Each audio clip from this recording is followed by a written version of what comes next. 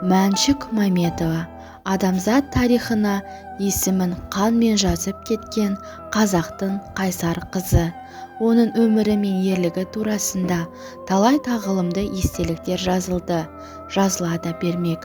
Өйткені ерлік тарихы мәңгілік тақырып. Мәншүк миллиондаған адамдардың бейбіт тірлігі жолында өз өмірін құрбан еткендердің бірі. Қазақ батыры десек, кез келген адамның көз алдына қасқыр секілді, сұсты мінезді, ержүрек, мықты, бүркіт сияқты қырағы жігіт елестейді. Бірақ соғыста әйел адамдардың да ерлік көрсеткенін білеміз. Солардың бірі батыр атағын арқалаған қазақтың нәзік пулеметші қызы Мәншүк Мәметова. Ол Кеңес одағының батыры атағын алған алғашқы қазақ қызы.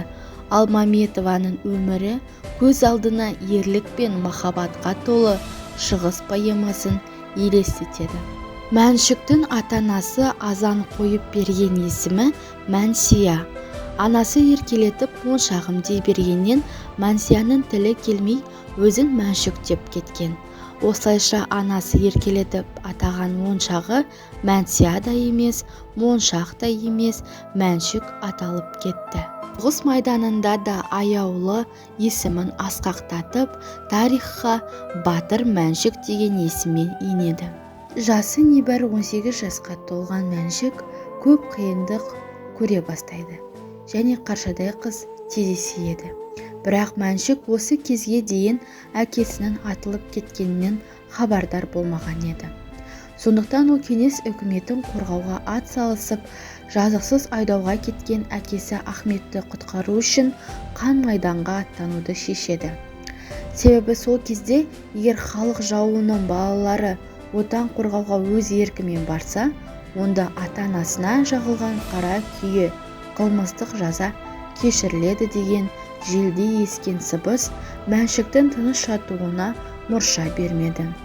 Ол 1 жылға жуық майданға өз еркімен баруға өтініш білдіріп, әскери комиссариаттың табалдырығын тоздырумен болады. Ол кезде кеңес билігі әйелдерді әскерге алу туралы жарлық шығармаған еді. Ал 18-ге енді келген қазақ қыздарының әдемі туфлидің орнына керзі етікке жүгіріп, қан майданға аттануы қанда бар қайсарлық болса керек. Міне осындай қайсарлық танытқан қазақ қызы ақыры дегеніне жетіп, 1942 жылдың 13 тамызында Алматыда құрылған жасақпен соғыс алаңына аттанады.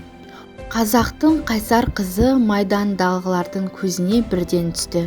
Мәншүк кез келген ұрыста батылдық пен өжеттілік танытып, шеберлігін көрсете білді.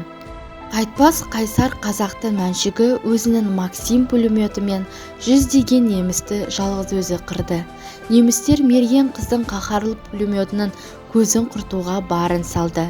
Бірақ жалғыз өзі қасық қаны қалғанша жаумен шайқасып өшпес ерлік көрсеткен батыр қыз сол күні 1943 жылдың 15 қазанында ұрыс даласында ерлікпен қаза тапты. 1944 жылы 1 наурызда Мәншүк Мәметоваға Кеңес одағының батыры атағы берілді. Әйгілі пулеметші бүгінде қазақ халқының ғана емес, бүкіл Азия жұртының мақтанышы. Даңқты пулеметші қазақтың батыр қызының есімі халық жүрегінде мәңгілік қала бермек.